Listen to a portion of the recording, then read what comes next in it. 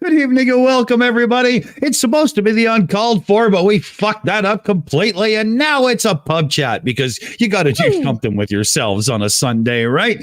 And so we've got a crew here, and we might get a few more because I passed out some invites and whatnot. We'll see what's going on. But Vishanti, how's it going? What's happening your way? Well, as the monkey says, oi, fucking oi. Sounded just like him. Yeah, well, yeah, I like not that. enough yet, but I could fix that. So we'll get there. It's daylight savings, saving or savings, whatever. It's stupid. We turn clocks back, so I got some more sleep, but only after waking up at what is now 4 a.m. So fuck you, body, piece of shit. Yeah, the switch screwed me up too. I had clocks in the house that weren't done, and it was all a mess. Yeah, so like I only have, I think, one actual analog clock downstairs and then one in my bedroom, but we all use our phones now, so it's handled for us. Mostly, yeah. Daylight savings, it's still stupid. I still hate it. I hate when it gets dark at literally 4 p.m. That's bullshit. You know what's really funny is it's not the daylight savings that fucks my body clock up. It's these fucking streams.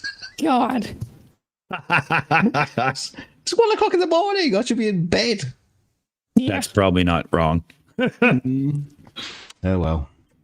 Cheers. So, well, DK, let's turn to you then. How's it going? What's happening? Cry, whine. It's late at night. What else is going on? Yeah, not a lot. Well, good. There's the big answer. Here, I'll just sit back and let you finish. Ooh, yeah, that's what she said. Yeah, no. Well, me and Dick have spent the last few hours, trying to set me up on as a backup producer on the Shills, which was quite fun, wasn't it? Quite interesting at points. With the imagine notions of trying to fix. Well, I want to give everybody a mental place to be so they can vision it. So, the monkeys and the typewriters, he was one of them. You've got it. You've got it. Was that a compliment? No, it wasn't. But I was only kidding. Okay. It went really well. Yeah, we're damn near close. Because last night I had like no internet at home to speak of, only on my phone, and there's no way to tether the phone and actually make OBS work. So it would have been fucked. But let me continue here. And Sean Hawkins is here tonight. How's it going, man? What's happening? Oh, pretty good. Nothing, just kind of napping all day. Well, you know, that's a damn good thing to do on a Sunday. I'm sure everybody here knows you and knows what you do on YouTube and stuff, but give us the little rundown just in case, you know, and we'll get your link in the description and shit here. Okay. I do flat earth debunking, sometimes sovereign citizen stuff when it crosses over. The motto of my channel is brutal destruction of willful ignorance. So that kind of sums it up. I think it does too, because I've seen. And you know, we're kind of peas in a pod when it comes to not holding back on stupid motherfuckers, aren't we? No, not at all. Oh yes, we are. So, yeah. It's but you know, in my view of the world, that's how it's handled, right? You just, you know, slam the door. I mean, for me, I do it a lot in comedy because it's just, you know, for fun around here. But at the same time, some of the arguments are just so ridiculous. Yeah, they are. As you know, Dick, I have no patience with these fuckers anymore. None whatsoever. Yeah, I've seen that. I was a part of it. Yeah, they've been educated enough that it's just dishonesty at this point. Yeah, I would agree. Speaking of which, I'm trying to get one of them to join us right now in the background. Hey, the courier's here. Oh, it's all good right now, buddy. How about yourself? Good to see you, man. So tales from the week and stuff. Who wants to take the lead? Anybody got oh my God, I can't believe that dumb fuck said that story? Because they're always great for pub chat. Well, this is not news, but Flat Earth Fucker died this week. Mm-hmm. So another anti-vaxxer, anti-masker, flat Earth dipshit has eliminated himself from the gene pool. Dumb. Yep. Bites dust. Mm-hmm. Ooh, that's just like that dude that plays that song. We have to pause for 1 second because Mallory joined. Hey, Mallory, you're muted down at the bottom there. Oh, okay, you got it figured out. Good. How's it going? I'm like, bonjour. What's up? Oh, you know, we're just hanging out tonight. So, you know, we're not doing the whole other side of things. We're just chilling. So how's life treating you? Doing great. That's how are you fellas doing? Well, tonight for me, it's chill, relax, got a beer in hand. My child's over visiting his mom and his grandma, and I am free to do whatever I want. It's fantastic. I got a Formula One race, Mexican Grand Prix lined up to watch later. Please, no spoilers in the chat. Anybody who watched it, God, don't ruin the race for me. And yeah, can't wait. I'm loving it. I hate to tell you, Dick, but I think the car won. Shut up. Can we please get Flat Earth Fokker and Rob Skiba on the Ouija board, please? So we can hear the news from them. They can shout out, "It's fake. There's no heaven. Oh dear There's God. no heaven. It's all fake. We've been lied to." Yeah, what if Mad Mike already grabbed them and taped them up and shut them up so they can't do that and reveal where they are? We're talking about racing. I heard the difference between NASCAR and Formula One is with NASCAR, the engine wins. With Formula One, the driver wins. Well, that's actually not 100% accurate because in Formula One, the cars are very not spec, but they are to regulation. Each team has to build their own car. And as such, you know, you could be with a dominant team one year, you come into a rules change the next year, and your car is not as fast, even though you are literally capable of going wheel to wheel with anybody on the grid. There's a lot of variation to car speed in Formula One. In Formula One, the driver crosses the line first. In NASCAR, the engine crosses first. Oh yeah, okay. Well, you're not wrong there. Okay, you're not wrong there. That's true. That's true. That's funny. That's funny. And there's, about a triple weight penalty and a couple other things, but Yeah. Oh, it gets bad with me. I've been watching F1 all my life. I can't remember not watching it. And I geek out about it really bad. Yeah. But I know that's not for everybody. Yeah. Oh, yeah. What about Indy there? For Sean, for me, the killer moment in American open wheelers was when they split the damn series. Oh, that just killed it. I was so pissed off. Kart was amazing, and they ruined it. Yeah, I don't keep up on it that much, but the racing that's really kind of piqued my interest now is the TT, the Isle of Wight. Yeah, or Isle that's of Man. Some scary shit. Yeah, those guys are nuts. Yeah, they got are guys crazy. They can't show up for the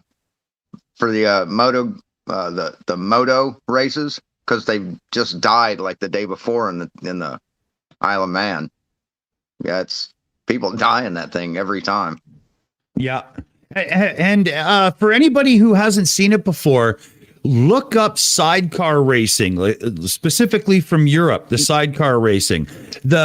The guy in the sidecar crawls all over the back of the bike to help counterbalance it through the corners and stuff. And it literally looks like he's about to die every time they turn the bike. It's savage. I can't understand how anybody would do that, but I like watching it. It's really cool. I could ever tell you about Formula One, like the absolute maximum is contained within the movie Rush. That is the extent of my knowledge and interest in Formula One. Badass movie. That's awesome. I saw a sport yesterday on YouTube. Blindfolded soccer. What? The goal is it's played on about a quarter-size soccer field, and the goals are the entire width of the field. There's 3 people on each team, and they use a kickball size type ball, and they're all blindfolded. And we have to score goals, and the other team has to block the ball without knowing where it is. It's really hysterical.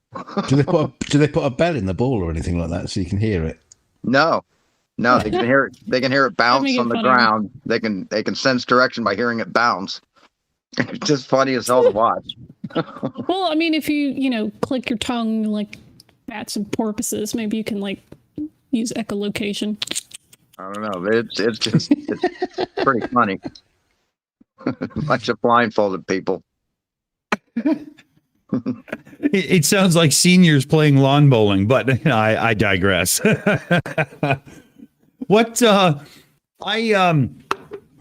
I didn't get to do a lot of video searching this week because with the interrupted internet before the Shills show yesterday, I didn't do my regular scouring of the usual sources.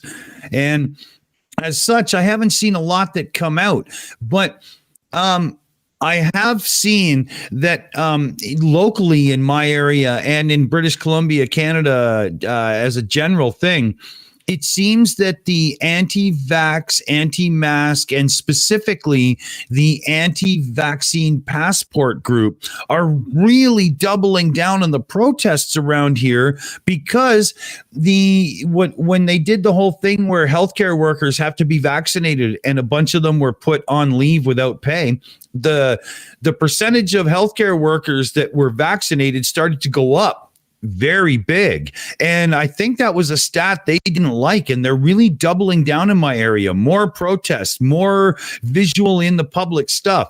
How's it going everybody else's way? Is it the same or what are you seeing? Wow, I didn't know you were Canadian. Oh, I am indeed. That's why I always got a beer in my hand. What the fuck? All right. Why is that? What the fuck? Explain now. Come on. I thought you were from Venus. I thought you were from America. You just sound American. I don't know. So I had this. Dick Dawson just even sounds American. Canadians have this sneaky way of sounding like they're American. So yeah.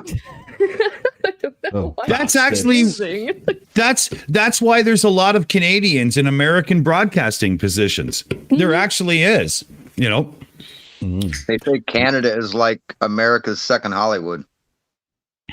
Yeah, it is. It's true. Yeah. Yeah, William Shatner, Canadian and Jewish. So was Leonard Nimoy. Yeah. Yep. As a matter of fact, Dude, that hand William sig- Shatner's fucking 90 years old, going to space, and my ass can't even get out of bed to like do a chore. Ditto, baby. I'm serious. Like, he was at the convention that I went to a couple months ago, and I'm serious. The dude is 90. He's up and running around. He's got so much energy. His brain is sharp. He doesn't have dementia. Like, and he still finds time to be a dick. It's great. He's fantastic. I love him. Just crotchety as ever. Best thing I ever saw him do is it was a spoken word thing he did with a band. And I can't remember the band's name, but it was like Normal People.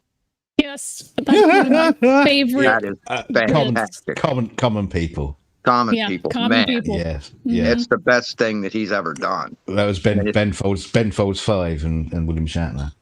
It's I so believe it funny was. that between that and Captain Kirk is climbing the mountain. Why is he climbing the mountain? Between those two, that's ultimate party mix Shatner right there. Yeah. Actually, his album that came off as yes, and it's a superb. My God.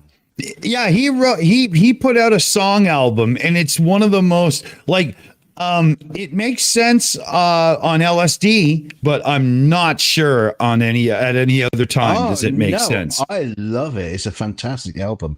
And Shut up. You're joking. No, it digs deep into his own psyche, and it talks his stories about him finding his wife dead in the pool and all this kind of shit, catching up with his long lost daughter.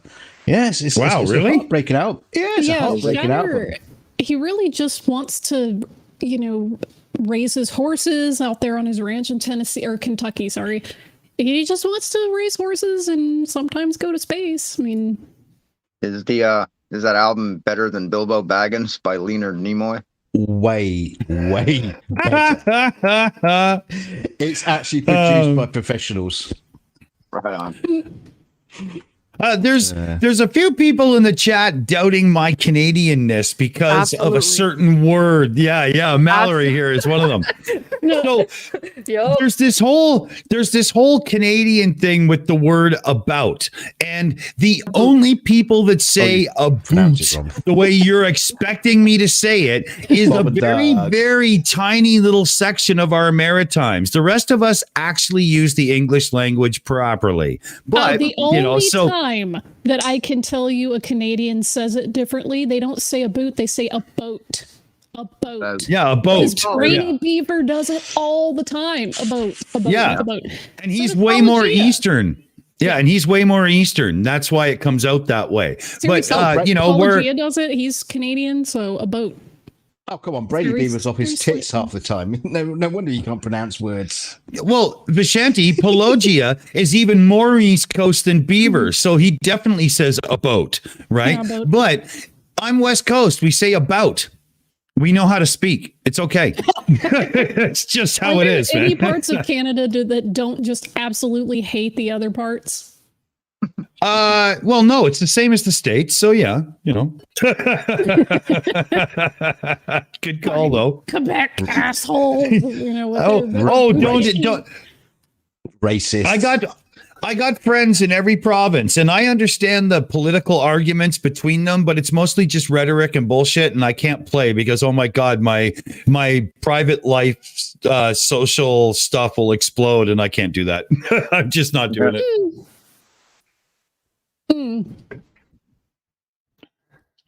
Yeah, Garrus, we do, except like more well-spoken.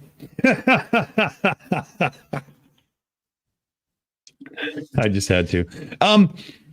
My little gadget that pops up chats on the screen just isn't working, so it's not like I'm just sitting here drunk and not paying attention. Honestly, truly, that's my story, and I'm sticking to it. All right. Oh shit, it worked.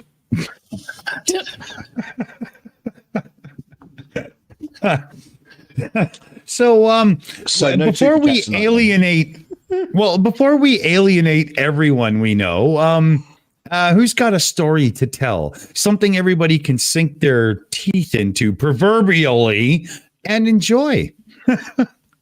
I don't think any of the stories that I'm going to tell are particularly enjoyable, so I'm probably going to not share. Well, it doesn't have to be that way. I mean, it could be a big old rant because that's really enjoyable around here.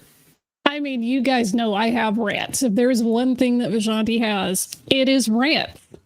Well, that's what I'm trying to fucking lead you to, and you're totally rant blocking. I was trying to keep it positive. You know, I didn't want to just fuck all that. Climb on the soapbox and start screaming at clouds. When have we ever been positive on this channel? Oh, okay, that's fair. That's fair. But I mean, so many of my rants are very niche rants. So even if I share them, you guys will be like, okay, we have no idea what these words mean or whatever you're talking about. So that's nice. Hey, I just had company come over. I'm gonna have to. Okay. Skedaddle. Thanks for having me, guys. Cool, buddy. We'll talk to you later, Sean. Right, bye-bye. There was a 8-month member message, and it got missed in the chat. I wasn't looking at the YouTube chat. I was looking at that stupid thing that's broken of mine. So I got to scroll back and try to find it. There we go. Okay, I got it. Yeah, so we got a cool member for 8 months message, that new thing that YouTube's doing, right? And it's from Dr. Osiris. 8 months? Holy motherfucking shit, fucking wow, astonished. I can't believe it. Screaming face in fear. I think I covered the emojis. So there we go. I think I got it. Oh, man. Yeah, there's some technology issues on my side. Everything thinks that I am just here to be fucked with. We do have a question from Garrus for Mallory. Ask Mallory about her upcoming fight to become president against Mr. Piblia? Pebbles. Yeah, Mr. Pebbles. Pebbles the kitty cat.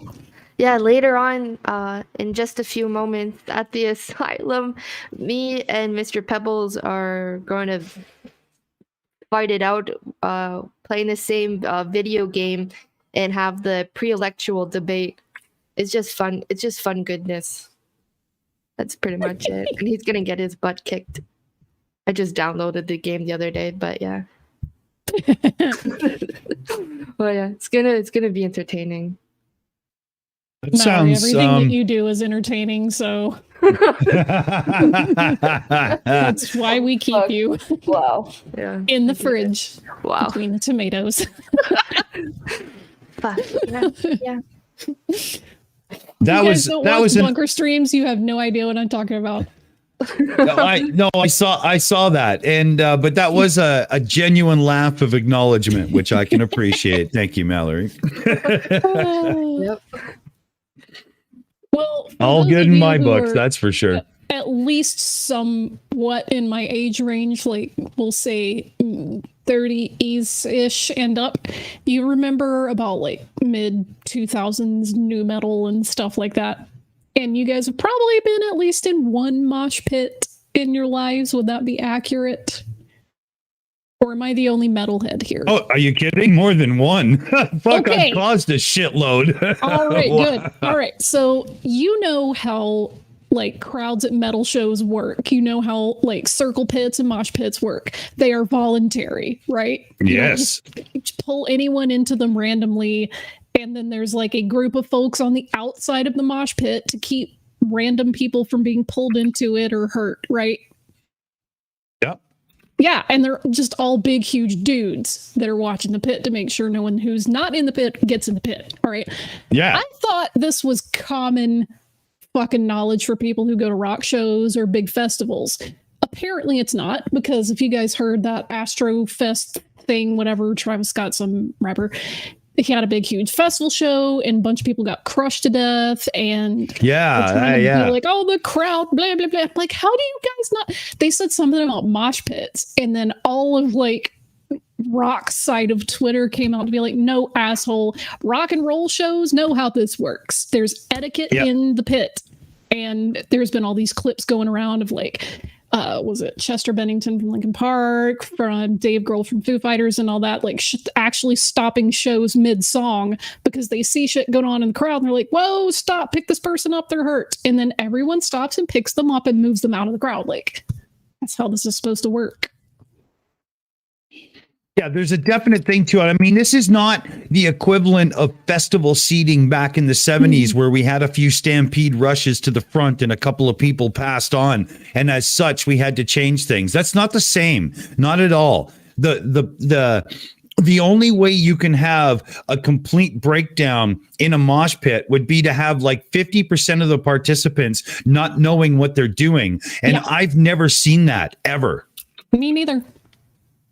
I've literally, my teeny tiny, like, you know, I weigh almost nothing. You could just, there's a wind and I just get blown away in the wind. I'm like super tiny, but I always am at least shielded by big burly dudes when I go to rock shows. So I've never had to worry about like, oh no, I got pulled into a circle pit while people were moshing. Like, if I've ever wanted to be in that particular segment of the crowd, I will get in myself. But I usually don't because I'm tiny and they would destroy me. So, yeah.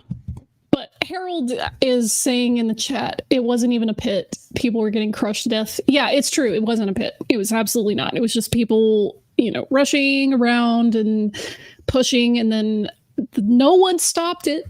All of the people that had gotten out of the crowd and were climbing the scaffolding to tell, you know, light riggers and camera guys like, hey, you need to stop. They were just like, no.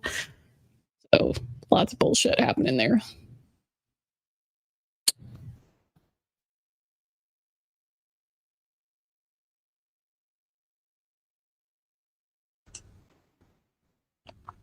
And I killed it. Cool. I was away from the mic. I put it in the other room, but you know, okay, here. Thanks. Yeah. I had my speakers on. I could hear everything, but I just wasn't close enough. Come on, but Dick. It's about time you put a microphone in the toilet. Yeah. But well, it's up the stairs. It's a long cable, and Bluetooth latency. But when it comes to the mosh pit etiquette, there was a time way back in the day, early punk rock days, where it wasn't quite so etiquette. And if you were up near the front of the stage where everything was going crazy, you were there for a reason. But in this day and age, things are a little bit different because not everybody's a complete anarchist. They're just having a rowdy time, and there is a difference. Absolutely. Yeah, people like that just, it's those assholes who try to drunkenly shove their way to the front. Yeah, and they end up spilling beer all over you or whatever the fuck. Like, we have our ways. Like, you link arms at the front to keep them from pushing past you, and it's like, I got to the front because I wanted to be right where I could see everything and not get like squished in the middle of a crowd. Yeah. At least if I'm on the railing, I can breathe. There's fresh air on me. And if I need to leave, I literally can just go beep, right over the rail. Yeah, exactly. Yeah. Yeah. But that's another sign of the modern spread of misinformation at a fast pace through social media, where once again, my comment holds true. Everybody thinks they can read 3 sentences and they have the entire gist of something all figured out and can just simply start acting upon it. Seriously, that's just not the way the world works, man. Everybody slow down. Mm-hmm. It's one thing if you're arguing a specific point back and forth on a social media platform.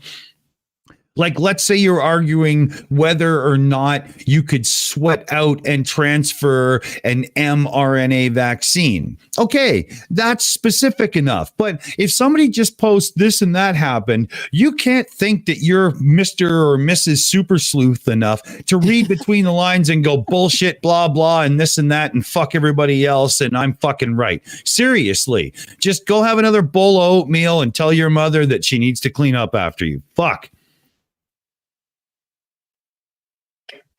Maybe that's my opinion, but I kind of think it's, more than me. Clover Mom, get on the show. Do it. Yeah. Do it. Send her over the link. Do do it. I will. I'll send it. I'll send it. You just watch. Oh, here we go. It's snowboarding now.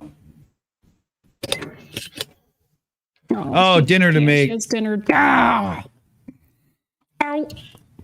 Silly mom. What are you making dinner for at dinner time? What do you think this is? Gosh. Feeding other people. Jeez. You could be on the internet. Yeah. Oh, so shit, DK. lasagna. I'll be right back. Okay. Well, DK. Hello. You usually spend some time having little arguments and stuff in different places and whatnot with people.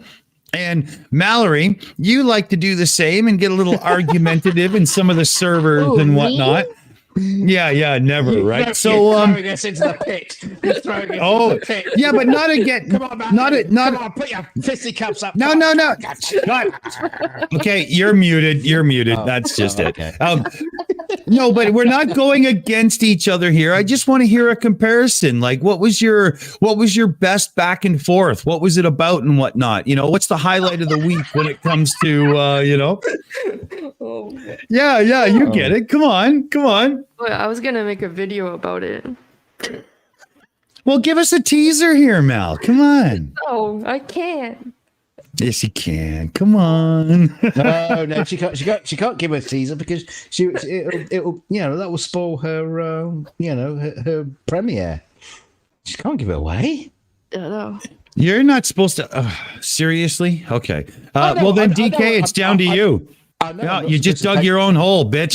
Go for it. No, I know I'm not supposed to take her side on this, but come on. If she's doing a video, she wants to premiere it, and she wants the 5 people who are subscribed. I get it.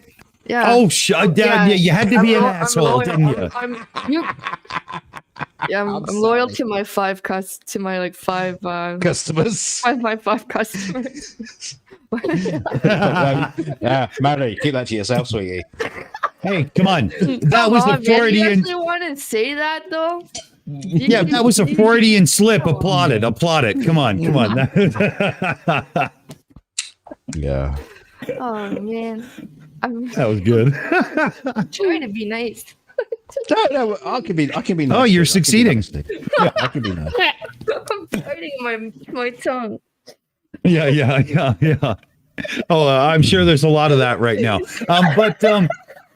But that's the idea. Is it's hangout. We're not doing that. So, but we're gonna bring it real close, and we're gonna really try to antagonize to see if we can really make people bite tongues. So, come on, put him up. I had like a cream pie. I would totally throw it at DK's cheap face right now, though.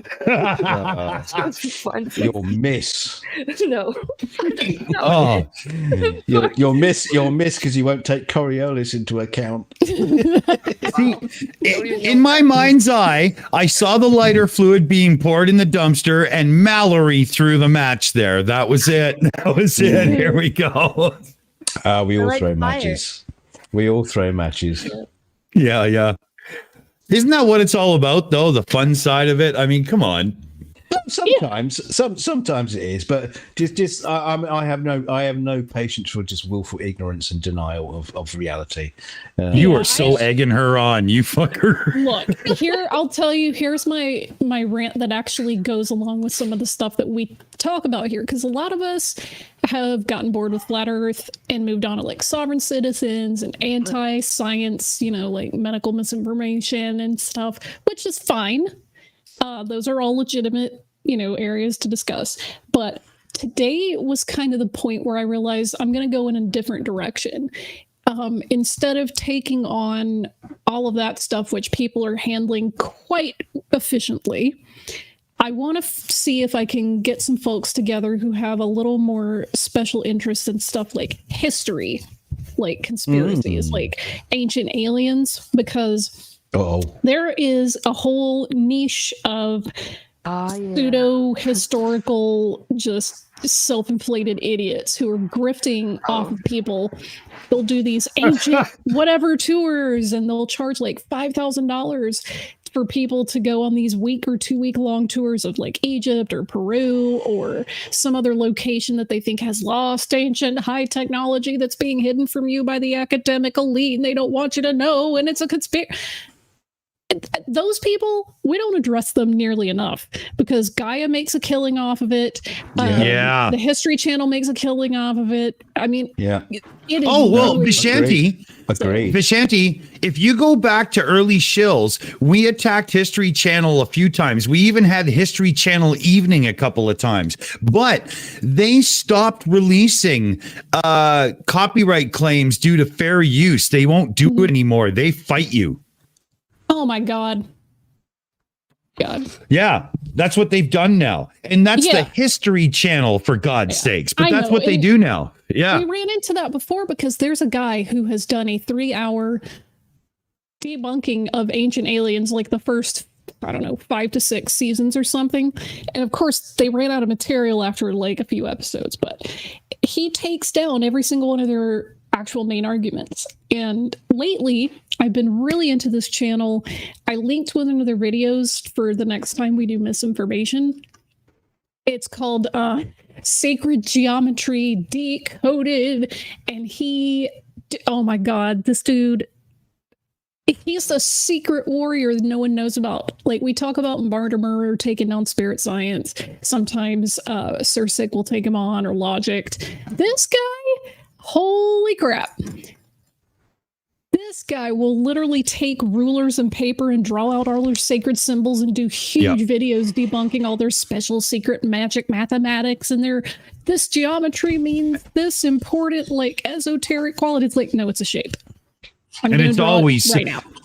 Hey, Vishanti, I know your passion for Egyptology and stuff. You know how they always go on about how bronze tools couldn't this and that and blah, blah. There's a great Egyptologist who's a practical application guy. I can't remember his name. He's a little bit bigger, not like, big or anything, but, and he actually showed in no uncertain way at all how the old weaker tools that the Egyptians had would have been actually fine because you had a few people sitting in there sharpening them for you. I watched it was no big deal on this today. You can take literally either a horn like ivory or some wood, put a literal copper, as in the soft metal copper bit, and swirl it in a circle basically.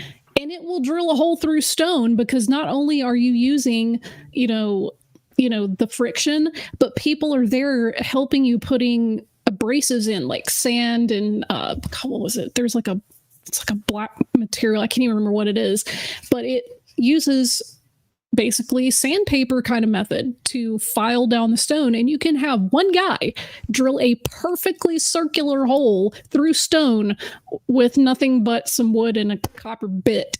Yeah, it doesn't take months. It takes like a day. Hours. Yeah, exactly. Like hours. Like two dudes transferring back and forth so that it's like a fair 12-14 hour shift or whatever can drill a lovely hole in a day. They use a little bit of sand grit. You got the whole bow thing wrapped around. I mean, no problem. Well, this is a fairly common problem in a modern society. In the same way as you have flat earthers who say, "Oh, you couldn't use a stethoscope." What do you call it? What do you call it? The thing for measuring angles. That they're all getting all. It's just gone straight out of my head. Come on, somebody help me. Has effects. Alzheimer's and memory loss. It does matter. It does. Come on, sweetie. What's the thing that they're all fucking up in arms about? The measuring device that sailors use out on the sea. That's the one. Thank you. The Sextant. Thank you. Fuck's sake. Yeah, my brain. I linked. I linked a video of those guys doing a drill bit thing with ancient Egyptian tools. Like, one's an apprentice in the guild sense, like an actual apprentice, and one's the other. Like, cool. Worker. Oh, it is so cool. It's not a super long clip, but the guy, it's from a different channel called Scientists Against Myths, and they discuss this bullshit all the time. They're like, no, you actually can use these primitive tools to do actual, like, advanced stonework. It's because they're professionals. It took me 3 minutes to help from Mallory and everybody else in the chat to get to the Sextant thing. But the same thing goes. The flat earthers will say you can't use a Sextant, it doesn't work. And you fucking know it does work. But the problem is, in general modern society, you have these people on the outside saying, oh, you couldn't do that without modern tools and cranes and things, knowing full well, yes, they can. And they have, and like you have got Vishanti is video of proof of them doing these simple tasks, and it's not just Egyptology or flat Earth. It's in every single fucking thing that anybody can do. There's already somebody somewhere else saying, "Oh, you can't do that," because of X, Y, and Z. We've become a society of denial on just about every single subject. You could be talking about knitting, and there'll be someone telling you can't do it. As much as like the debunking side of YouTube has helped me really refresh myself on science and physics and things like that, this particular corner of I almost said Twitter. God, what's wrong with me? This particular corner of YouTube is helping me brush up on just like basics of masonry. I'm never going to use masonry, but being able to address some of these, like they think, oh, you have to have diamond tipped this and all these, like, no, the fuck you don't. Like, actual masons will get in the chats of these like videos and go, actually, you amateur, you use carbide, but nice try. No, like, you just rub another stone against another stone. What? Oh man. So I don't know if Dick's in the mood to share that clip that I linked, but it's super short and you can watch, guys go to work on that. I'm trying in the background, but along with this little pop-up chat error I've got a couple others going. Literally, I think the OBS system is hanging on by a thread, and I'm trying not to crash it, but trying to make it work at the same time. So we'll see what happens here. I'm going for it. Yeah. Mother fucking bullshit. I did some updates, right? And everything is literally, smelling like the back end of a fucking rural farmer over here, I did put the links in chat box. Hopefully they showed up. But yeah, there you go. It's okay, really cool. I love watching professionals work their trade. It's just hell yeah. Well, now I think Mallory would probably have something to say in regards to that last conversation. So if you want the floor, Mal, nobody's going to interrupt you, right? And it's all yours. Nothing really to say. I got caught on the word Sextant and just like pictured like what happens with like sextants on a Sextant in like the middle of like the waters. No, that's a saxophone. Oh, well, no, I was talking about like a Sextant, like a person, like how they had like Vikings, weren't there like Sextants? Saxons, yeah. From Saxony? As an Anglo-Saxon, yeah. That's jeez, Mal, you're digging deep here. No, that's what I was picturing. Yeah, come on. We know a sextant is where Nathan Oakley was conceived. Hey, I've gone camping before. I had one. Oh, sorry.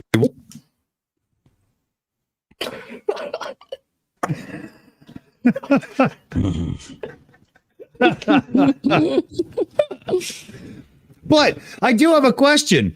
Why is the sextant curved at the bottom? Wouldn't it be flat otherwise? Like, I got an equatorial mount on my telescope and it's curved for a reason. Well, no, it has to be curved on the bottom because ships rock back and forth on the ocean.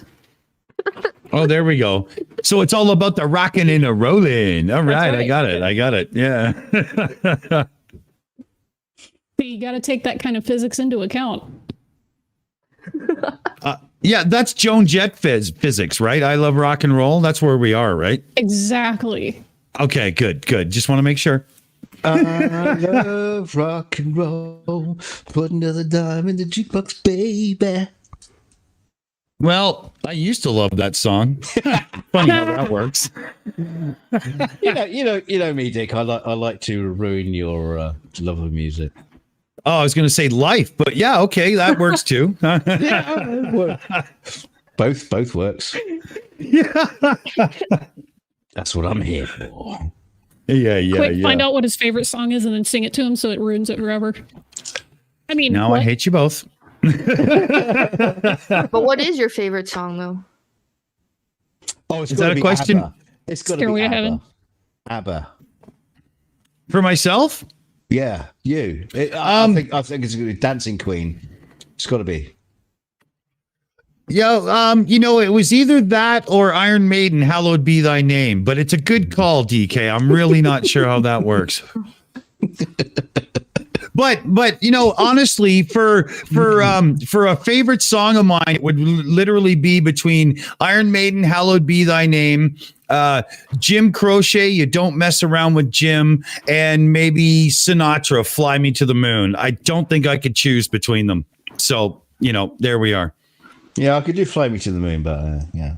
Oh, I love that song. Wow. Oh. Okay. I hate that song. Yeah. I was like, wow, pick out of all his songs, right? Fly me to the hologram. Yeah. Really?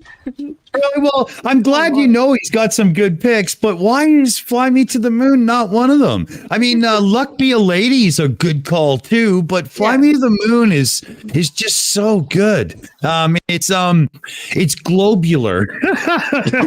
Oh God, this is cringe as fuck. Oh, fuck. I'm just fucking with you, honey. It's all good. Come on, Mary. What would be the Flat Earth anthem? What would be the favorite song of the Flat Earther? Must be one. Round and round, what goes around comes around. You spin me right round, baby, right round. But when you that song, even there, it says like a record, right? And a record's flat, so. That was good. That was good. Good song. Yeah, that one. A lot sharper than she lets on. That's for sure. Well, no, I did a whole spew of like cool songs and hidden songs, and talked about like hidden subliminal messages and stuff like that. Like the Beatles. Because the earth is round, you turns me on. I need. Speaking of, this is a deep cut for the like 2 people in the side chat that listen to Tool. The hidden song that he's screaming in German, but it's how to make like pot brownies. They'll know what I mean they'll know. The ones. No. You're not dropping it at that explanation on the table. Come on. There is a hidden track on one of Tool's records, like earlier records, where it's basically just Maynard going off in German. And obviously all of it, the everyone Satan or whatever, Satan, it's not a hidden track, but whatever. The chuds hear it and they're like, oh no, someone yelling German, it must be, that guy that we hate. And it's not, it's literally just a recipe for like pot brownies. It's a pretty good song though. That's awesome. Yeah, but is it a good recipe? I don't know. I've never tried it. I'm sure some people have, but if it's hot in it, then I'm sure it's great.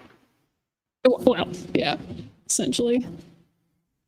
That's cool. I gotta say I'm a big fan of theirs for the songwriting and arrangement, especially. It's very, very complex, very good. It's like progressive rock mixed with a bit of the grunge era, and it comes out as Tool. And I gotta say that worked for me. I love that band. I know there's people who are like, oh, I really figured hate Tool. Right? Okay, that's fine. Don't listen to them. I happen to love them, so. Apparently it has to do with like a recipe that doesn't have eggs in it. But there's a whole story. You can look it up. I don't feel like going into this right now, but if you know, you know. Sir Little Wolf, you were almost banned for that comment. Sir Little Wolf puts in the chat, I saw the sign, but at least there was an LOL at the end. So, okay, you're forgiven this time. And I swear to God, anybody who puts a lyric to a Oh goddamn! I've even forgotten their name. What's that horrible Canadian band that nobody wants to listen to? Ace of Base? Look at that photograph. Oh, Nickelback. I thought you said Nickelback. That's it. Yeah, no Nickelback allowed on this channel. No. Okay, it's fine with me. Yeah, it's fine with everyone. Trust me, it just is. So when are we doing our 2112 sing along? Oh my God, best album ever. Vishanti, what we actually have to do is, because we got that community guidelines warning for our DJ nights, we have to rewrap them into Discord hangouts so we can still do it and play, and stuff. But, they can't go on YouTube anymore. Otherwise, we're in a lot of shit. But we could do some throwaway accounts and put an event up and just say, hey, click in the description for the real link. And then that way we can just keep getting accounts banned because who cares? Well, I mean, how it works for Pratt, so why not? Exactly. When are we going to do karaoke night? Because me and Mallory are going to do Wind Beneath Our Wings. Wow. See, that's exactly what I'm talking about. We're going to do 2112 on karaoke. Oh my God. Hey, what? That's a great I would sing a duet with DKG. That'd be awesome. Charlie Welch again. I think we've already done that, haven't we, Mallory? Well, you could. That was the trees. Oh, that was more like a tango, and it was very, very, very well done. I wouldn't say scripted, but everybody knew their moves. Yeah, I do have big feet. Jesus Christ. Okay, I need a beer here. Wow. I'm putting something in the chat. Since we have some people besides me and you and Charlie Welch that would be in for a 2112 karaoke sing-along, there is a ultimate challenge that I would enjoy participating in with somebody. It's only one song, but it's by Meshuggah, and it's I. So, if anybody besides me listens to Meshuggah and knows that song, I would be number one, highly impressed. Number two, I'm single. Hi. Number three. I can tell you, people, when she says she's single, she's fucking cute too. So listen up. Yeah, I'll give you cute. I'll give you cute. But yeah, adorable. I think but, I'm the never mind. Well, we'll go back to you here. I'll give you adorable too because it's the little baby face. Yeah. So the largest super chat tonight gets Vishanti. So there you go. Oh dear God. Well, okay. Citizen 9 says they listen to Meshuggah, so we'll keep that on hold. But the largest super chat gets a life-size blow-up version of her avatar that is only for platonic use. Yeah. Oh, you didn't say that before. Well, come on, damn it, she's here. You can't do that. Yeah, platonic only, thanks. Yeah. It's for hanging out. You're going to go and have coffee and stuff. You're going to hang out and meet somebody cool virtually.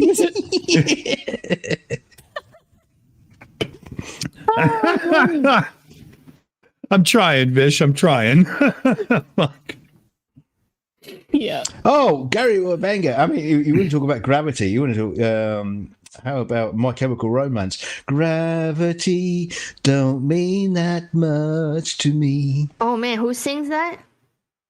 My Chemical Romance. Keep it that way. Oh. Had to. Damn. Oh, the lady showed you your seat, DK. That crazy bitch. I can't remember her name now. But the opera singer said they said I couldn't sing, but they didn't say I can't. Well, hang on. Okay. Well, I didn't. Pause. We have a super chat. Super chat. Super chat.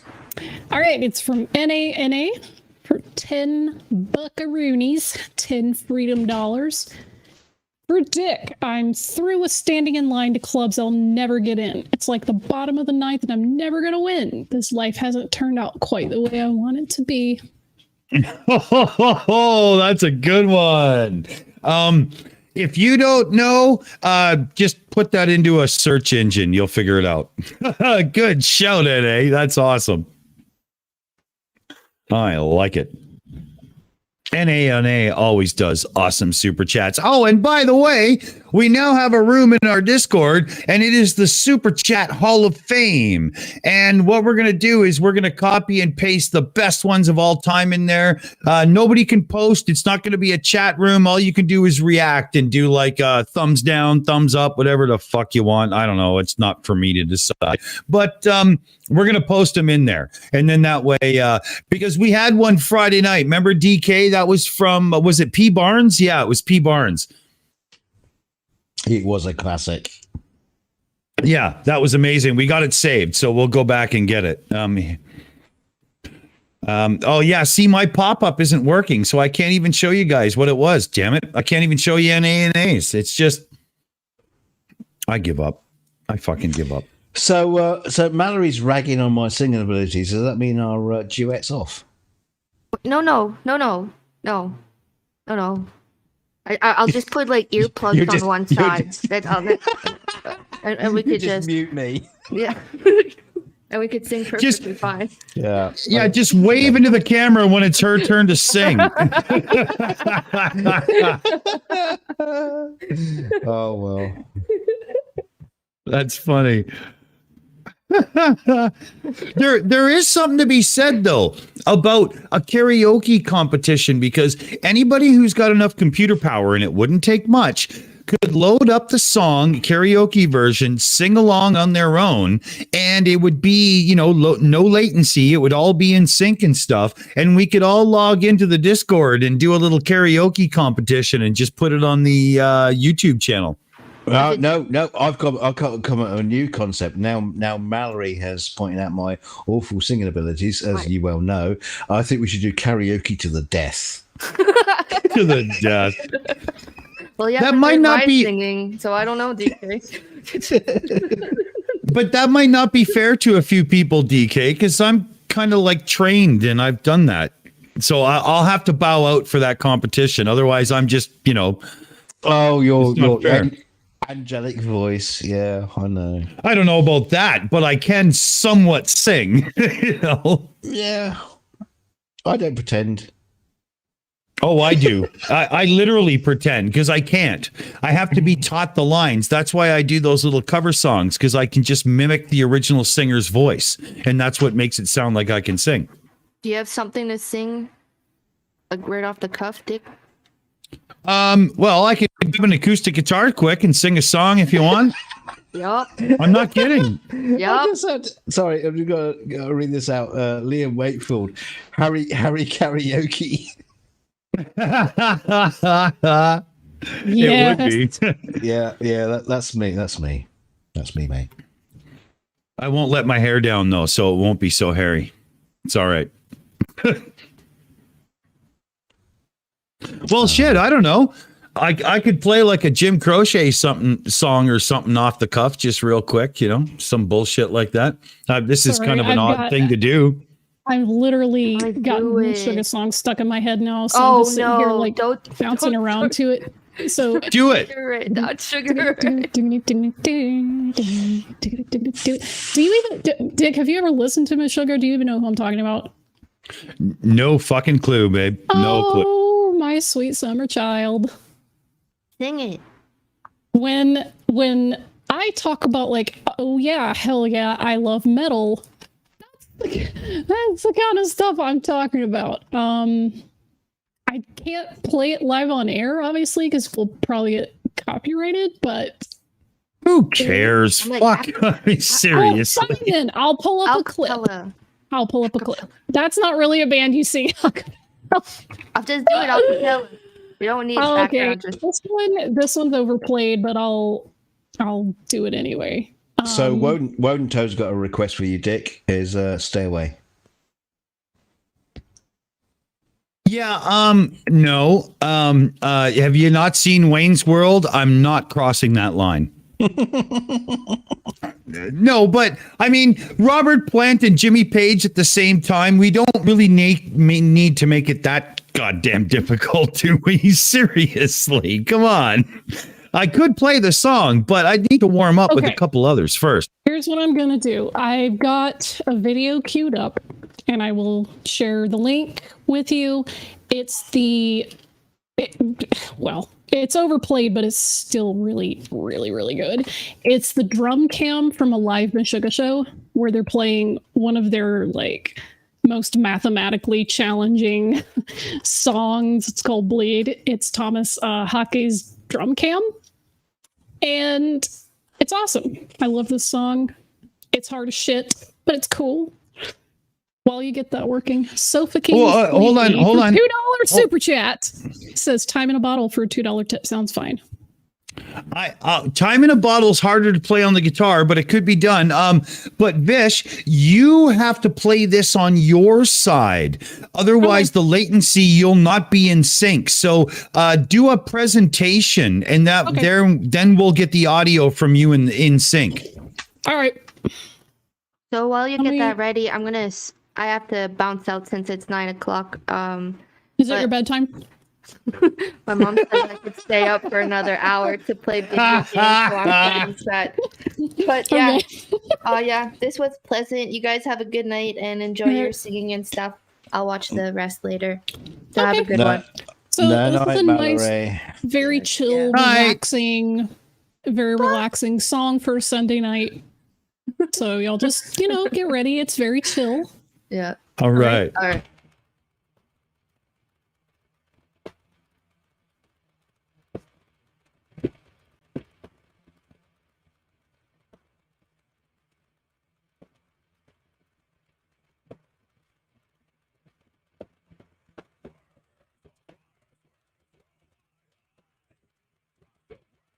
So that's a very small clip. But look how chill he is. Thomas Hockey is just... Here we go. Do. He's literally the whole time with his feet. The whole time. Love it. His calves look like ham hocks. This dude, he plays in socks, by the way. That was intense drums. Yeah. He said they were saying there's no audio. Oh, okay. Hold on. Let's look in your share thing, Vish. It might be there might be a click for share audio. Yes, I did have that checked, but I will do it again just to be sure. Okay. I have share tab audio ticky boxed. So should come through. You guys could hear it, correct? Yeah, I did. Okay, cool. Yeah, Citizen 9, this dude's fucking beast. Yeah, the site chat apparently couldn't hear the audio. I am not sure how I would fix that. Well, it should come through if it's sending, but is your YouTube muted because you muted the feed when we started the show? You know what? Let me try that. Here we go. Let me know if there's an echo, though. Okay. All right, here we go. No, the audio is not coming through to them. I see it now, yeah. Meats is not sharing the audio over. I'm not sure on why that is. I guess it's OBS thinks that I'm not something that needs to be picked up. Cool, thanks, OBS. Yeah, that kind of sucks. Because there's nothing on my end I can do. I only get the feed from Google Meets, right? Mm-hmm. I'm just switching over to the Google Meets capture here to see if there's anything I can do. And there's not. Like, there's literally not. I'm kind of trapped. Damn it. We'll have to figure out why it's not sending the audio. Damn. Yeah. Yeah, the those of us that listen to Meshuggah know. Their drummer, he plays stuff that's just fucking stupid ass hard and looks like he could just take a nap. He's that laid back in the zone about it. Watching him, you think, oh, he's just chilling. He's there to do work. When, you know, a lot of metal drummers are like super aggro and they're making basses and flailing around and just like getting super into it, which is also cool as hell. But because of how it's kind of prog rock-ish, how they'll change meters and do stuff like that. But he is just so zen the whole time. It's crazy to watch. Well, there's also something to be said about that, though, because with modern mics and gaining and, you know, and compression and limiting and stuff, a drummer doesn't have to hit hard to still sound aggressive. And by not hitting hard, you actually have a bit more precision and dynamic as well and stuff. He hits hard, but the way that he has his kit set up, it is really cool because he's not overextending his arms to like hit cymbals or toms. Like a lot of drummers, like Tommy Lee, he'll spread his kit out so that when he goes to hit a cymbal or something, it's very visually impactful. When you see someone with a kit that's like real compact, it's because they're there to do work. They're not there to show off. They're there to play the damn song. And that's what he does. And the crowd's going nuts, and like, you know, the singer's going nuts, the guitarist, the bass player going nuts, like, and he's just back there just chilling out, doing the damn thing, just human metronome. It's really cool because I like both types. I've seen showman drummers, I've seen precision drummers. I love it all. Yeah, me too. I mean, I've been playing music all my life. I can play guitar, bass, drums, and keyboards. Guitar, bass, and drums are definitely my better instruments. Keyboards was really an 80s thing, late 80s into the 90s, just to play, you know, songs like Jump and stuff, because somebody had to play them. But you know, for me, like if I was to sit down and think to myself, what's a drum track that seriously kicks ass, that just makes me go, oh my God, I'm going to die? It would be Stuart Copeland from The Police, Message in a Bottle. Oh my God. Neil Peart from Rush, Red Barchetta. And Clive Burr, the first drummer from Iron Maiden before they went to Nico there. He did a couple on Number of the Beast that just have such goddamn dynamics to the way that he like brings the kick drum in a little louder and then at the 4/4 of the rotation he really hits it hard. I know he's using a bit of a gate with the cymbal to open it up. If anybody out there is into production, you know what I'm talking about. I am dying. You guys they're telling some of the like classic drummer jokes in the side chat, and I love them. Like what do you call a girl for? Some of them don't know that I'm a drummer. For those of you that don't know, hi, I'm a drummer. That's what my undergrad degree is in. But there's another classic joke because they're telling all the good ones. There's two. How do you know when a drummer's at your front door? The knocking speeds up. There's another one. What's the difference between a vacuum cleaner and a drummer? The vacuum cleaner doesn't steal your girlfriend. Well, speaking of which, what do you call a drummer without a girlfriend? Homeless. Homeless, yeah. Classics. Yeah, I was going to say the bassist. Yeah. The bassist. Oh, that's good. But Stuart Copeland is my favorite of all time ever. He's one of my biggest drum heroes of all time because he could do so much with so little, and yet it was still so complicated. Like it was so fucked up. He never played anything the way it should be. It was always so convoluted and fucked up. Like if you listen to the way he hits the bell of the ride with the hi-hat rocking the beat in Message in a Bottle, when it gets to more of the crescendo parts at the end, it's almost inhuman, except it's not an overdub, it's real. I mean, one of the reasons I love Stuart Copeland, it's because he's always in the pocket. Like he is one of the greatest just pocket drummers of all time, even if he's playing something crazy, because he grew up He grew up in where was it? Lebanon or something? And all they listened to on the radio was reggae. And you hear it all the time in police songs, how there's like reggae backbeats and stuff like that. Yeah, but he takes it so much further with some crazy, like nobody ever thought of using the drums for fills like that and stuff. The way he and the build up and like for me with Stewart, it's so the dynamic. He knows how to bring it up and down the way like Eddie Van Halen did with a solo guitar track from front to back in the early days. You know, he didn't need no overdubs. It was just all done by a human. That's the way it is. That's how it's done. To me, what really makes the Police a great band is that there's not just, it's another 3-piece band. That's cool. It's that his drums are actually a musical voice. They're not only there for rhythm. Like, there are people who can sing Police drum tracks. There's not a lot of bands that you can say that. Yeah, it's a pity Sting got all the writing credits and all the money. I know, dude. Stewart is a beast at songwriting.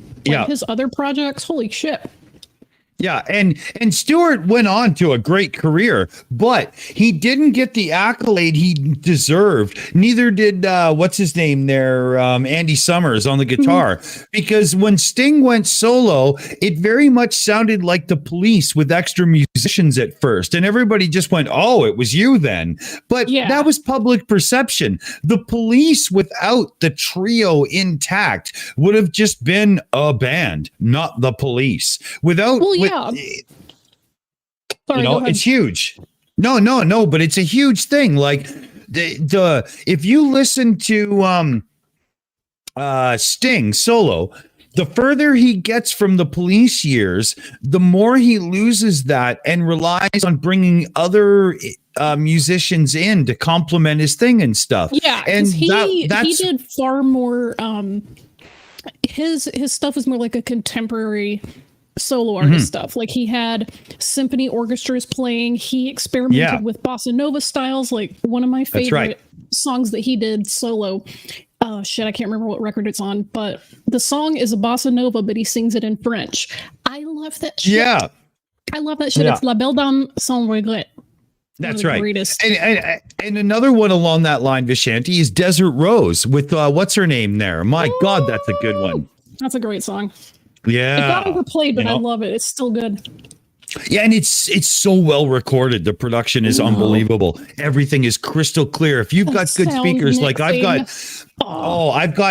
flat reference studio monitors at my workstation, and when I listen to something good, it's just literally I'm not gonna describe it the way I want to because that would just get a little bit creepy and you'd all think you're paying for OnlyFans. So we're just gonna move on. Yeah, I love these old school drummer jokes, man. It's taking me back to high school. I don't know if you've heard all these, like, why do drummers have trouble coming in a house? It's because they never know when to come in. Oh, God. That's a good one. These are one second. I'll have you on speaker, but it's Riley time. Be right back. Okay. So, while he's doing that, Citizen 9, those of us who have seen the Police live have been fortunate enough. That was one of the greatest experiences of my life. I just love good musicians. I really, really do. I love Sting's solo work. I love the Police as a group. I love all that shit. And they're now they're talking about there's Chris Durham. Thank God you popped in here. I was wondering when you were going to show up. I sent up the musician bat signal.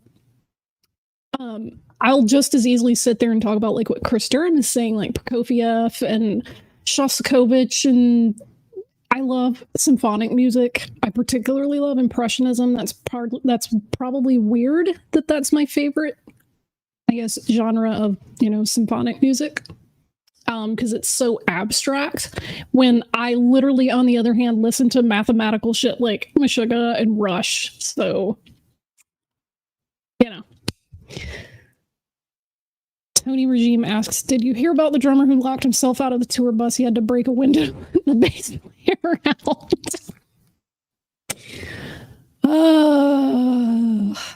Good classic. I'm jealous that Glober Mom saw them on Synchronicity tour. That's Synchronicity might be my favorite Police album. It was the first one that I owned, but it's so good. It was for me too. I got Synchronicity, and that's when I realized, wait a minute, those were those guys that I heard around the Cheap Trick time a few years back. And I can't remember what song it was. It was probably Don't Stand So Close to Me, because it was a little bit more, not quite sounding the way they really do always. But that's when I went back through the catalog and really figured out what was going on. Sofa King Sleepy in the chat is asking Dick Dawson and Vishanti, what are your comments on Phil Collins, where the tempo of the song is different than the rhythm while playing the drums like in the air tonight? That wasn't a different tempo. It was just that you didn't have a lot of notes filling in where the metronome was. So when he goes doo-doo, doo-doo, doo-doo, doo-doo, doo-doo, that's actually still in time. It's just that everything up to that point was kind of like in a halftime meter, so it doesn't feel like it's maybe, not following. No, it was all there. Yeah, it's not following standard FM radio counts, but it is still on meter 100%. Exactly. When it comes to Phil Collins, I mean, Genesis with Peter Gabriel, I'm a big fan. And the early switch to Phil Collins, I was okay with. But it got to the point where he was literally, and I mean, I know this is hindsight's 2020, but it got to be the point where it sounded like he was Oscar chasing, and everybody else that was still around Genesis was like, this was not what honestly, we signed up for. This is going to make me sound like a hipster, but if you can't discuss Phil Collins without mentioning Brand X, you really don't know anything about Phil Collins as a drummer. There you go. There you go. So, I know that's incredibly like, oh yeah, name 3 of your albums. Like it's one of those tape deals, but the guy, but that's like everybody knows him from Genesis and everyone knows his solo work. And okay, cool, he sings the studio, but bro, go back to the early days when he had Brand X and listen to that shit and tell me the guy's not a beast. Yeah. And he that cat can play the drums. I mean, remember that Jimmy Page and Robert Plant invited him to fill in for a fucking live show. Yeah. You just remember that. We don't just ask some asshole off the street to do that. Yeah, exactly, right? Because wasn't it Live Aid he stepped in for? Oh God, I don't remember. It was in the 80s. They Page and Plant got together and did some Zeppelin tunes on stage for some charity or event or whatnot. And it's they got Collins in on the drums.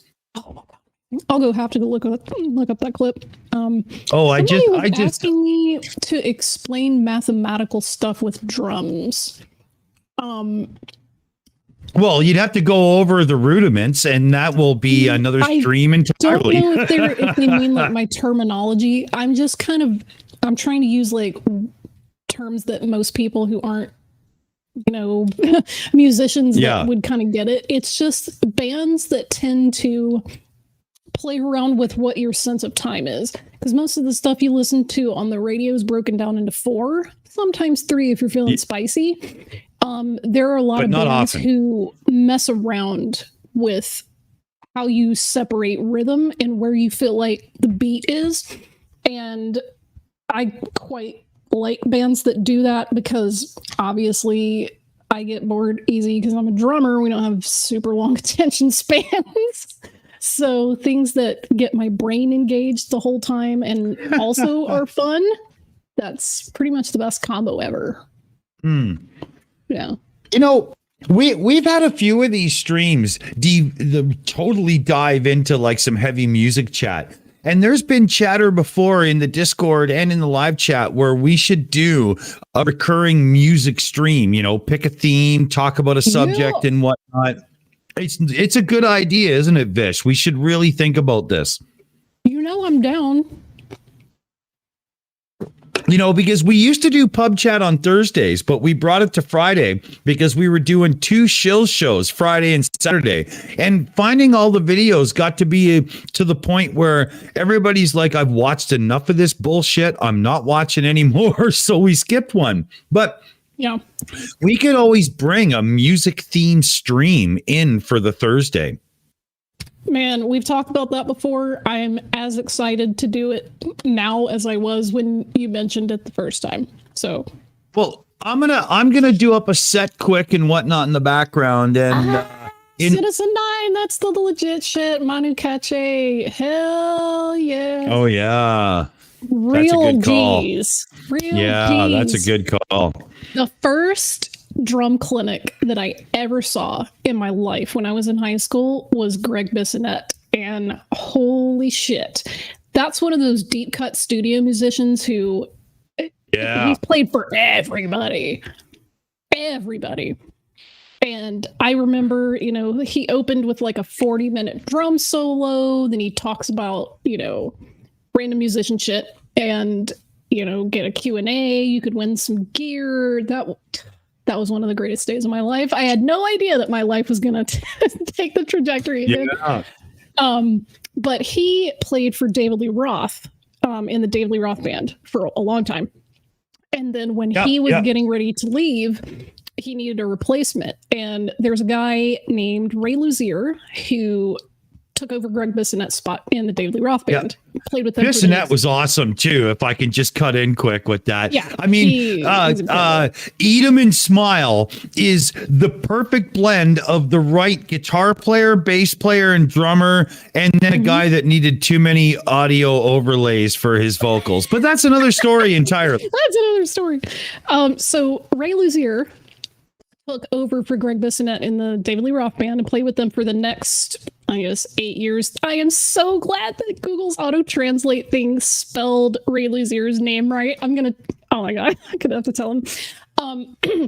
Long story short, there was an era of supergroups in the mid to late 2010s or whatever, and Ray Luzier ended up playing in one. I met him on the road. He's just an old farm boy from Pennsylvania, super cool dude, very, very nice. I've never heard a bad word about him.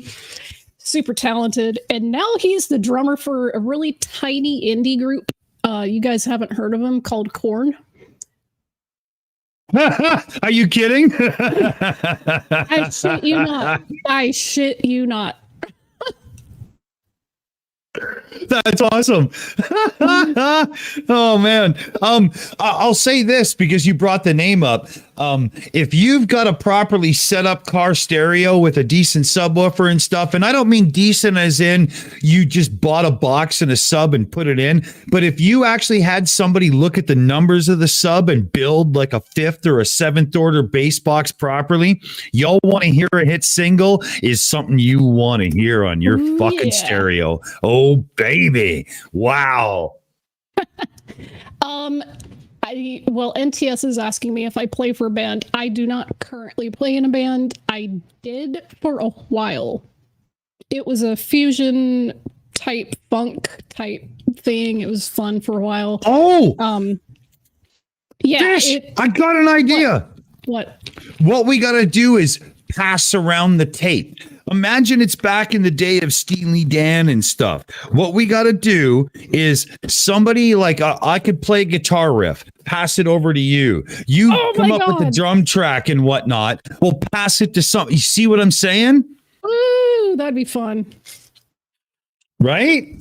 I've got an 8-pad Roland thing from way back in the day that still works awesome and whatnot here. I could always send your way if you need a little digital assistance. It's just sitting in the cupboard. Send it over. Here, I'll grab it out of the cupboard for the after chat and show you on cam quick. Woohoo! Yeah.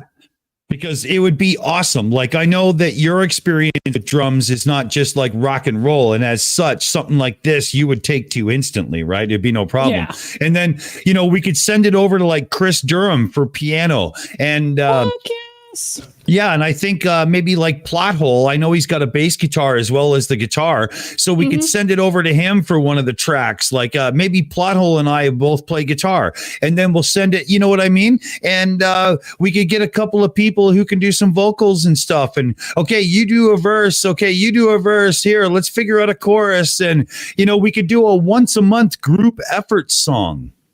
Dude, remember when we were going to do that cover of Madonna for Dr. Bob? Oh, fuck. Yeah, I totally forgot. That was so good, too. Shit. Just saying, I'm still down to do these things, so hit me up. You got to PM me a bit more for reminders on that, because life with homeschooling and then my girls' kids and stuff and whatnot, I get really distracted and it's really bad. It's really, really bad. Well, the thing is, for people that don't know, Dr. Bob was on one of the Shills shows at some point, and he was trying to explain to some asshole about debating, and he said, you know, we're living in a Newtonian world. And he was talking about physics, and I couldn't help myself, so did a little spin on Madonna, and we were like, hey, we should record this. Yeah. Yep. Oh, Chris Durham is in the chat. Here, I'm going to send him the join link, because... While you do that, Mass Debater has been a member for 6 months and says, science deniers are dumb. Please no more Mallory. No, but she's our she's our pet flurf. But Mallory was so nice tonight, you know, even with DK being a bit mouthy, because that's who, like, you know, no offense, I do it too, but that's how we play around here. It was all good, and everybody even recognized the game. Like, you know, that Mallory and I talked just a tad in the background, and, you know, like I said tonight, we're not doing that, you know, it's all good. Just come and hang out. And I like that. I like that a lot, you know. All biscuits and gravy. Yeah, you know. Oh, here, DK, you should read the next super chat, because, you know, you would have something to say on it. Chris Durham, check your PMs, dude. Don Giovanni said MC Toon makes the I'm a material girl joke. That was one of the shows that I did. Yeah. That's what I said to Dr. Bob. And it became a meme too. So great minds think alike. Exactly. But I really like the idea of Pass the Song and music night, especially like if we start doing a music night where there's a real topic, you know, people like yourself and myself who music has been their existence all their life. I mean, that's all it needs, right? Yeah, for sure. You know, it doesn't matter what style of music. I know, like, you want to get into like flamenco and stuff. God, I could talk Strunts and Farah all day. You know, oh my God, we can have an entire show on Stan Getz and Joel Gilberto, and I would be in heaven. Literally, we could just talk about Getz Gilberto the whole time, and I would be okay with it. What a great album! Like jazz fucking standard. It DKG is tapping out because we're out nerding him with our music stuff. No, come on. You're an entertainment person. You must have stories along the same lines. Come on. He's gonna get in here. Oh, I like Twinkle Twinkle Little Star. Yeah.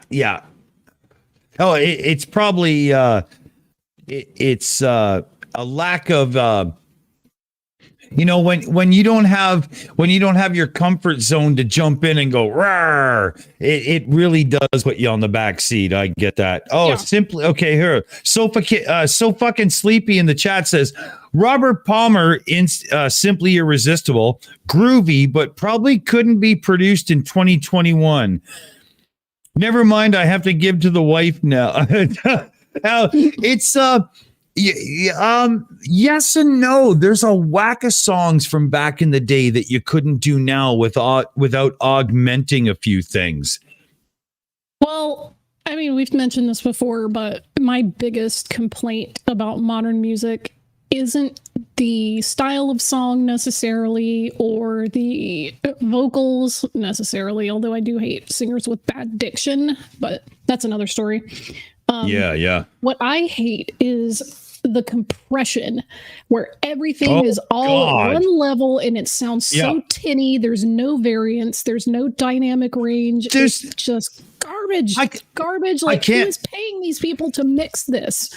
Yeah, I mean, Vish, it was one thing when the commercials on the radio had to be compressed to madness, so it was all the same. God. But damn it, we were supposed to have the audio of the songs actually have dynamic range so they could take us on a journey. And now, even when the guitars and everything drop out and it's just the bass and the drums, I mean, you know, the FM formula, right? You know what I mean? Yeah. even those points, there's no dropout. There's nothing. The bass you can literally hear the bass guitar get bigger because there's no guitar anymore taking up frequencies. It's the worst. It's the worst. And I think partially the spread of streaming and downloaded music and stuff at like 128 kilobits a second and whatnot did not help this, because the average consumer right now doesn't even realize that they're usually getting somewhat less audio quality than a good CD player would have given you. Dude, I'm so serious. Even John Eagle's like, dynamic compression sucks. Yeah, John. It sounds like shit. Yeah, I hate it. Like, if you go back and listen to some Boston, some Toto, all kinds of bands that really knew how to. Hell yeah. Or even early Van Halen, because early Van Halen was not maxed at all time. They even had the guitar panned to one side and stuff, and you could hear that it was one goddamn track through the whole song, not 70 layers and everything. And it's the lack of dynamics is astronomically bad to a true audiophile, because you put together headphones, speakers, preamp, a proper amp, and all this stuff to get this really lovely tone, and then your speakers are all vibrating within like 2% of each other, and it kills it. I just wish they would stop. Sorry, I'm eating lasagna. Hang on. Yeah, no worries. It's John, that is a big point to why vinyl's making a comeback, is you get more dynamic range. And it's funny too, because vinyl as a medium has a more limited dynamic range than digital. But how it works is, with the whole preamp and whatnot needed for vinyl, you can, get a slightly less dynamic range on the medium, but with a good cartridge or needle, depending on who you are listening, you still get it back with good preamp and stuff. And that was well thought out engineering. And the studio people back in the day were able to make sure they took advantage of that, keep it within the realm, and really give us something that could crescendo up and come back down and take you on a journey. And now everything is just top of the boom, boom, boom, and that's all you get. It sucks, it sucks. Yeah, I'm still super mad about Metallica not getting it. Like, when I can't even remember what fucking album it was. Everything after Load is just dead to me, but they were me too. I don't hear the problem. Why are you guys talking about it? We had master mixers, and we're like, dude, listen to the literal Rock Band video game version of your song, and then listen to the final version that came out on your album, and they are garbage. Like, there's actual there's so much compression on the album version. It's so awful. It makes my ears bleed. And if you go back to Kill 'Em All, and you listen to like the Four Horsemen or Seek and Destroy, there is a dynamic range, even though it's heavy metal. There really is. Yep.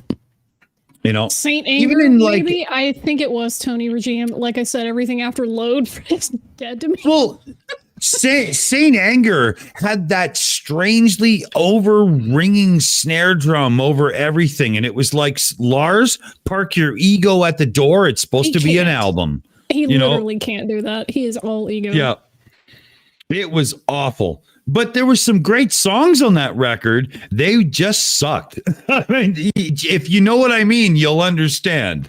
But damn it, But I think Iron Maiden did that too. When you switch from Clive Burr, the drummer, up until Number of the Beast, and then you go to Nico McBrain or McBrien, whatever his name is, and he's the one afterwards for like The Trooper and albums like that. And Nico, the first drummer, Clive, had more dynamic range. You could hear him building up the kick drum, and it was great. But for some reason, I don't know what it was, Steve Harris just decided that he wasn't the guy for the job anymore. And I mean, Iron Maiden went on to great things, so who am I to question them, right? But I did like the old guy better. He was a more traditional drummer to me, you know? Yeah. Well, it is getting on. I do actually have to go soon. So yeah, me too. Fortunately, I got to dip out early. Well, let's call it a night here. Wrap up. Music streams coming up here. We'll call it Thursday evening. It'll be late enough Pacific that you and I are both free and stuff, and we'll try to have it nailed down for we could start around like as the Christmas season kicks in, because then things relax a little bit, right? That's a good idea. Yeah, I'm down. Okay, cool. So, thoughts and wrap-ups. Vish, what do you want to leave all of our most excellent viewers with? Go listen to some Meshuggah and The Police and Brand X, and tune into Bunker 33 because we're having a shitload of fun over there. Nice. Nice. I'll address a comment in the chat that I was very fond of for my wrap up. Tony Regime, I always thought Paul Di'Anno had more range as a singer. Paul Di'Anno is actually somebody I've met a few times, and I actually know that guy. And I agree. I love Paul Di'Anno. But Paul Di'Anno Iron Maiden was a bit more punk, and Dickinson's is a bit more metal, and I can see why they went with that during that change of style during the 80s that they were in. But it was it was one of those things. I pretty much consider them two different bands. But on that note, I think we're done. It's time to wrap up and get ready. What do you say, Vish? Let's say goodnight. Good night. Good night, everybody. Keep track soon on this channel because new music show coming up. See ya.